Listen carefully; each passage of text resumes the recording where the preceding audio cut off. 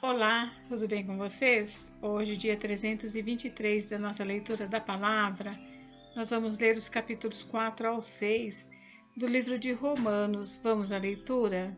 Capítulo 4. Abraão foi justificado pela fé. Que diremos então a respeito de Abraão, nosso pai segundo a carne? O que foi que ele conseguiu? Porque se Abraão foi justificado por obras, tendo que se orgulhar, porém não diante de Deus. Pois o que diz a Escritura? Ela diz: Abraão creu em Deus, e isto lhe foi atribuído para a justiça. Ora, para quem trabalha, o salário não é considerado como favor, mas como dívida. Mas para quem não trabalha, porém crê naquele que justifica o ímpio, a sua fé lhe é atribuída como justiça. E é assim também que Davi declara ser bem-aventurado aquele a quem Deus atribui justiça, independentemente de obras. Davi disse: Bem-aventurados aqueles cujas transgressões são perdoadas e cujos pecados são cobertos. Bem-aventurados aquele a que o Senhor jamais atribuir pecado. Esta bem-aventurança vem apenas para os circuncisos, ou será que ela vem também sobre os incircuncisos? Porque dizemos, a fé foi atribuída a Abraão para a justiça. Como, pois, lhe foi atribuída?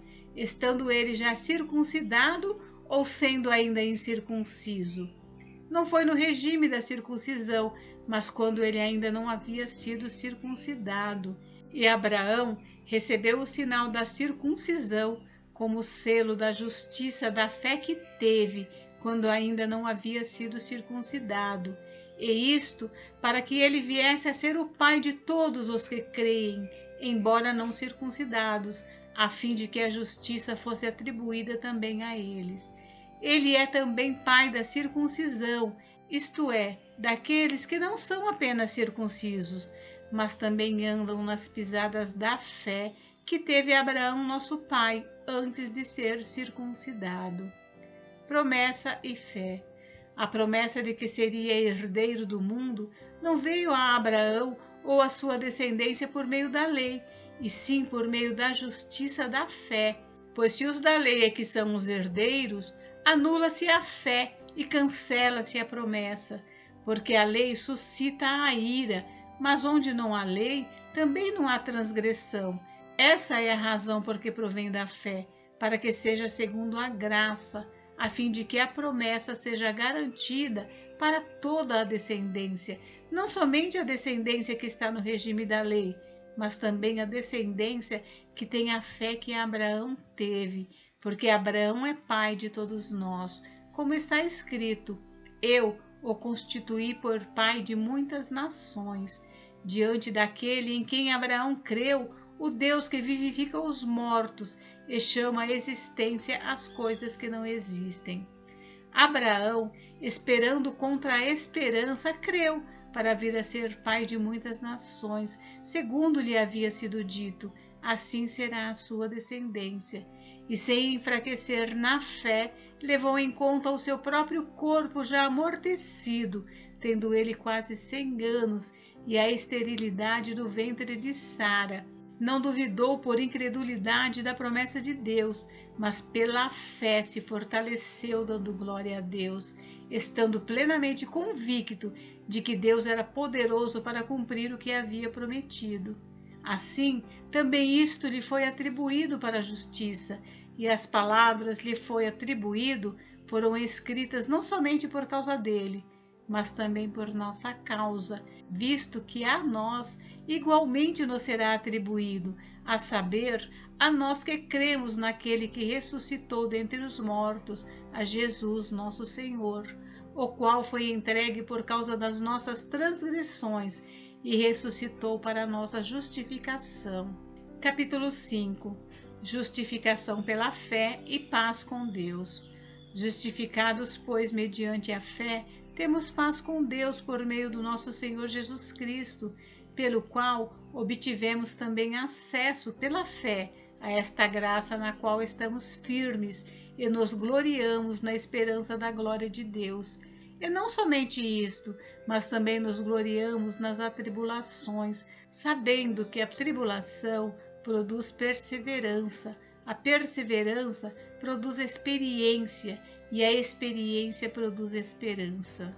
Ora, a esperança não nos deixa decepcionados, porque o amor de Deus é derramado em nosso coração pelo Espírito Santo que nos foi dado, porque Cristo, quando nós ainda éramos fracos, morreu a seu tempo pelos ímpios. Dificilmente alguém morreria por um justo, embora por uma pessoa boa, alguém talvez tenha coragem para morrer, mas Deus prova o seu próprio amor para conosco, pelo fato de Cristo ter morrido por nós quando ainda éramos pecadores. Logo, muito mais agora, sendo justificados pelo seu sangue, seremos por ele salvos da ira. Porque se nós, quando inimigos, fomos reconciliados com Deus mediante a morte de seu Filho, muito mais, estando já reconciliados, seremos salvos pela sua vida. E não apenas isto, mas também nos gloriamos em Deus por meio do nosso Senhor Jesus Cristo, mediante o qual recebemos agora a reconciliação. Adão e Cristo. Portanto, assim como por um só homem entrou o pecado no mundo, e pelo pecado veio a morte, assim também a morte passou a toda a humanidade, porque todos pecaram. Porque antes da lei ser dada, havia pecado no mundo, mas o pecado não é levado em conta quando não há lei. No entanto, a morte reinou desde Adão até Moisés, mesmo sobre aqueles que não pecaram à semelhança da transgressão de Adão, o qual prefigurava aquele que havia de vir. Mas o dom gratuito não é como a ofensa, porque se muitos morreram pela ofensa de um só, muito mais a graça de Deus e o dom pela graça de um só homem, Jesus Cristo, foram abundantes sobre muitos. O dom, entretanto, não é como o caso em que somente um pecou, porque o julgamento derivou de uma só ofensa para a condenação, mas a graça deriva de muitas ofensas para a justificação. Se a morte reinou pela ofensa de um e por meio de um só, muitos mais os que recebem a abundância da graça e o dom da justiça reinarão em vida por meio de um só, a saber, Jesus Cristo. Portanto, assim como por uma só ofensa veio o juízo sobre todos os seres humanos para condenação, assim também, por um só ato de justiça, veio a graça sobre todos para a justificação que dá vida. Porque, como pela desobediência de um só homem, muitos se tornaram pecadores, assim também, por meio da obediência de um só, muitos se tornarão justos. A lei veio para que aumentasse a ofensa, mas onde aumentou o pecado, aumentou muito mais ainda a graça, a fim de que, como o pecado reinou pela morte, assim também a graça reinasse pela justiça que conduz à vida eterna, por meio de Jesus Cristo, nosso Senhor. Capítulo 6. Livres do pecado pela graça. Que diremos então? Continuaremos no pecado para que a graça aumente ainda mais? De modo nenhum. Como viveremos ainda no pecado, nós que já morremos para ele? Ou será que vocês ignoram que todos nós que fomos batizados em Cristo Jesus, fomos batizados na sua morte? Fomos sepultados com ele na morte pelo batismo, para que, como Cristo foi ressuscitado dentre os mortos pela glória do Pai, assim também nós andemos em novidade de vida. Porque se fomos unidos com ele na semelhança da sua morte, certamente seremos também na semelhança da sua ressurreição.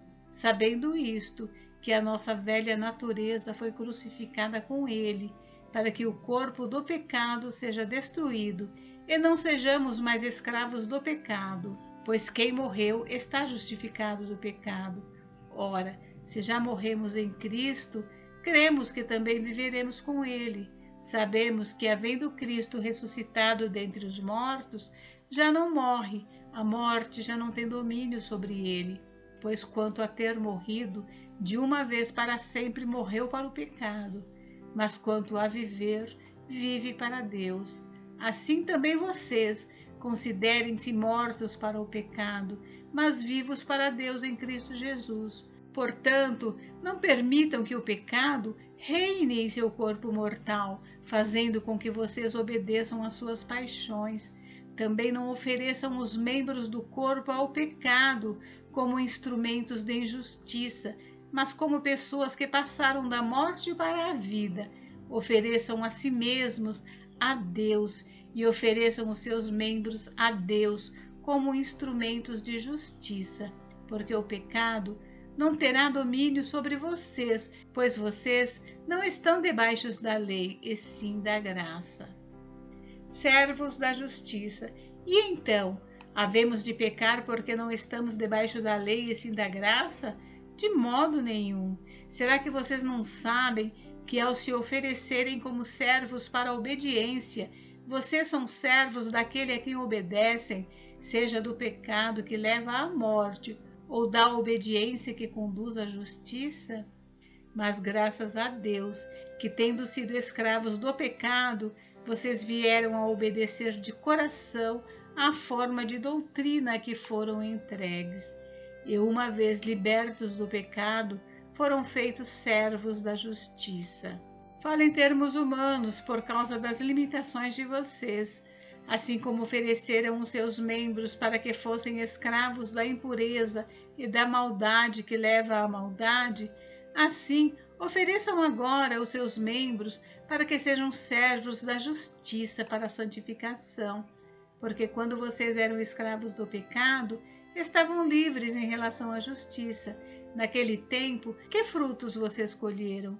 Somente as coisas de que agora vocês se envergonham, porque o fim delas é a morte.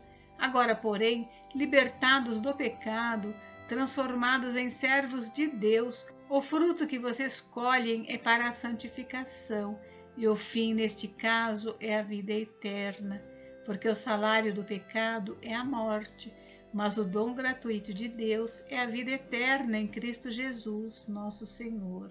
Gente, encerramos por hoje, mas amanhã tem mais. Fiquem com Deus, Deus abençoe vocês. Até amanhã.